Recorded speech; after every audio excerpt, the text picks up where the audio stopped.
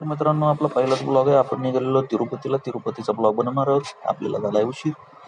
आता कळंबच्या बस स्टँडवर पोहोचलो आम्ही. पण आम्हाला पोहोचल्यानंतर आम्हाला नव्हती बस. थोड्या वेळानं जेव्हा बस लागली तर भरपूर वेळ बस नसल्यामुळे इतकी गर्दी होती, आम्हाला स्टँडिंग करून जावं लागलं. ठीक आहे, काय अडचण नाही. आमच्या ड्रायव्हर मामानं अशी छान गाडी चालवली म्हणतात, ते आम्हाला वेळेमध्ये धाराशिवला पोहोचवलं. धाराशिवमधून पण आम्हाला बस नव्हती, पण ते किस्सा थोडासा वेगळा आहे, ते नंतर कधीतरी सांगेन मी. जेव्हा आपण सोलापूरच्या रेल्वे स्टेशनला पोहोचलो तेव्हा आम्ही आमच्या मित्राची वाट बघत होतो. आमचा मित्र आला ना हसत हसत, आणि त्याच्याशिवाय आमची ट्रिप निव्वळ म्हणजे निव्वळ अपूर्ण. ती आला, लगेच रेल्वे आली, चेन्नई एक्सप्रेस. गाडी एकदम पॉश, एकदम नंबर एक. TC भाऊ गेले आमचे व्हेरिफिकेशन करून गेल्याच्या नंतर काय सगळेजण आपले आपले मोबाईल. नंतर देशमुख साहेबांनी विषय छेडला. चर्चेला जरासं थोडंसं उधाण आलं. मग काय उधाण आल्याच्या नंतर मग हसी मजाक. आणि अतुल भाऊ म्हणल्यावर तर हसी मजाकला तोडच. हसून हसून जेव्हा पोट दुखायला लागलं तेव्हा म्हणलं आता पोटपूजा करावं लागते. काढले आम्ही डबे. नंबर एक पुऱ्या आणल्या होत्या पाटलांनी, खाल्ल्या. मनसोक्त आनंद घेतल्याच्या नंतर निवांत आम्ही घेतली झोप. सकाळ सकाळ पोहोचलो. हे आपलं रेणेगुंटा रेल्वे स्टेशन. आता ही मी काय बोलत नाही, तुमचं तुम्ही समजून. कसं आहे, असलंच आहे हो. त्याच्यानंतर आम्ही आपलं रेणेगुंटा स्टेशनवरून ना उतरून पायी आपल्या रेणेगुंटाच्या बस स्टँडवर पोहोचलो. रेणेगुंटाचं बस स्टॉप तिथून एक 5 ते 10 मिनिटाच्या अंतरावर चालत चालत जावं लागतं. तिथं भेटला आम्हाला रिक्षा. तिथून आम्ही आता तिरुपतीसाठी निघालो. तिरुपतीला जाण्यासाठी तिथून एक 8 ते 10 किलोमीटर आहे, आणि सहजासहजी तुम्हाला रिक्षा वगैरे भेटून जाईल. रिक्षामध्ये बसल्या बसल्या म्हणलं चला आता केस तर जाणार आहेत आपले देवासाठी, दान करणार होतो. म्हणलं चला शेवटच्या वेळेस बघून घ्या. छान असे बघून घेतले. तिथं पोहोचलो तर आम्ही नाश्ता करायला. आता नाश्त्याचं हॉटेल आहे ना, ते तुम्हाला वाटेल एकदम छोट्या, पण छोट्याशी विषय नाही मित्रांनो. नाश्त्याची क्वालिटी जर तुम्ही बघितली 5 स्टारपेक्षा भारी. काय असं निब्बर काला करून खायचं, आणि इथलं जेवण काला करून खाल्ल्याचं चव मारतं, नाहीतर त्याच्याशिवाय त्याला चवच येत ना. असंच खायचं असतं, हे आम्हाला देशमुख सांगत होते. ठीक आहे, ते आम्ही त्यांचं ऐकलं. नाश्ता करून झाल्याच्या नंतर आम्ही निघालो होतो तिरुमला. गाडी भेटली. गाडीमध्ये छान असे गाणे चालू होते, पण ते काय गाणे होते ते काय आम्हाला शेवटपर्यंत कळालं. ते गाणे होते तेलुगूमध्ये. मग काय विषय. थोडंसं पुढे गेल्यानंतर तिथं आपण पोहोचलो चेकपोस्टला. त्या चेकपोस्टला सगळ्या गाड्या जवळपास चेक होत्यात. सगळ्या म्हणजे होत्यातच. तोपर्यंत उतरून आम्ही समोर जाऊन थांबलो. समोरचं प्रत्येकाचं फोटो सेशन वगैरे चालू आहे. तिरुमला हिल्स तिथून दिसतात. मग त्याच्यासोबत सगळेजण फोटो काढतात. आम्ही काय फोटो काढले नाही. तिरुमला इथे पोहोचल्याच्या नंतर CRO ऑफिसला रूम अकोमोडेशनसाठी जावं लागतं. तिथं मोबाईल नंबर आणि आपलं आधार कार्ड दिल्यानंतर रजिस्ट्रेशन होतं. A आणि B रूम असतात तिथे. A मध्ये 50-100 रुपयाची रूम मिळून जाते, आणि B मध्ये 1000 रुपयाची. मी प्रेफर जनरली करेन की तुम्ही 1000 रुपयाची रूम बुक करा. एक 10 ते 15 मिनिटात तुम्हाला रूम अलॉट होऊन जाते. रूम मिळेपर्यंत मग आपण असं फोनवर बोलत बसायचं. नसलं कोणी तर इकडे बघत बसलं तरी चालतं. आम्हाला रूम मिळण्यासाठी वेळ होता, तर आम्ही मग केसांचं दान करण्यासाठी गेलो. चला म्हणलं शेवटचं एकदा केस बघून घ्यावे, त्याच्यात हात फिरून घ्यावा. हात फिरून घेतल्याच्या नंतर गेलो. आम्हाला केसांचं दान करतानाच रूमचा मेसेज आला. पांचजन्य नावाच्या रूमच्या याच्यामध्ये रूम आम्हाला भेटली. हँडसम लोक.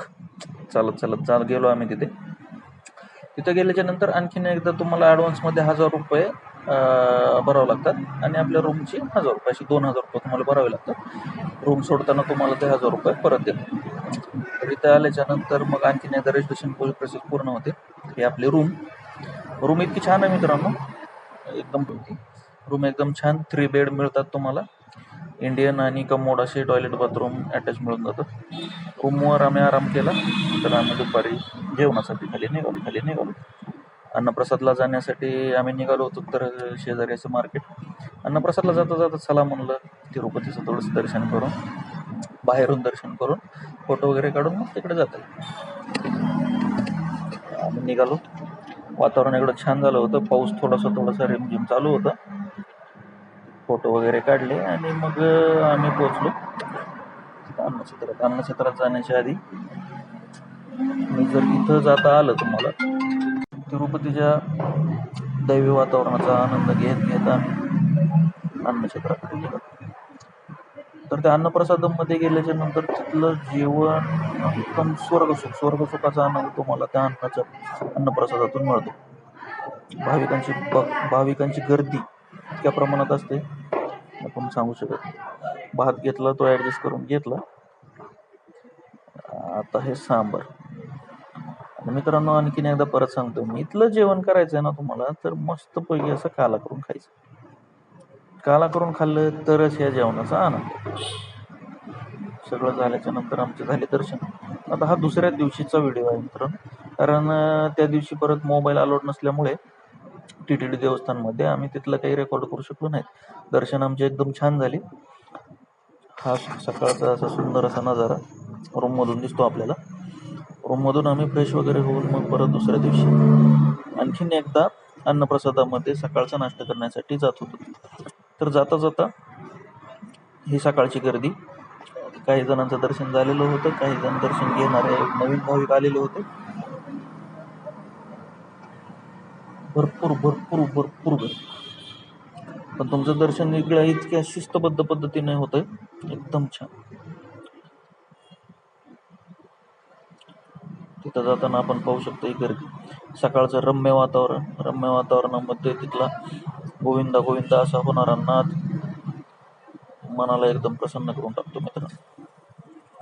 हे सगळं झाल्याच्या नंतर दर्शन वगैरे करून आम्ही परत जायला निघालो अन्नप्रसादालयाकडे गेल्यानंतर तिथं बघितलं आम्ही तर तिथं भरपूर अशी गर्दी होती. सकाळी भाविक सगळेजण थांबलेले, तिथं भरपूर गर्दी करून होते आणि हा फक्त थांबले होते स्वर्गसुखाचा आनंद घेण्यासाठी. आता तुम्हाला स्वर्गसुख दाखवतो. हे आहे आपलं स्वर्गसुख. तुम्ही म्हणता नाही फक्त शेवयाची खिचडी नाहीये मित्रांनो. शेवयाच्या खिचडीचा आनंद तुम्ही इथं घेऊन या, तुम्हाला समजेल हे स्वर्गसुख मी का म्हणतो. त्यानंतर आम्ही आमच्या आवडीच्या हॉटेलमध्ये सुब्बय्या गारी हॉटेलमध्ये तिथं पोहोचलो. सुब्बय्या गारी हॉटेल रिकमेंड करत मित्रांनो सगळ्यांनी तिथं जा, एकदा तरी भेटते, अवश्य भेटते. एकदम छान प्रकारचं जेवण त्या तुपाच्या किती पण अनलिमिटेड थाळी फक्त आणि फक्त 270 रुपयाला आहे मित्रांनो, आपण बघू शकता. आणि या थाळीची चव हे तुम्ही कधीच विसरू शकत नाही. तिरुपती म्हणजे सुब्बय्या गारी आणि सुब्बय्या गारी म्हणजेच तिरुपती, असं मला तरी वाटतं. झालं आमचं तिरुपतीचं दर्शन. मग आम्ही आपल्या खिन्न मनाने पुढच्या वर्षी परत एकदा आम्ही व्यंकटेश्वराला भेटण्याच्या इच्छा बाळगून परत एकदा आपल्या गावी परत निघालो. चला तर मित्रांनो.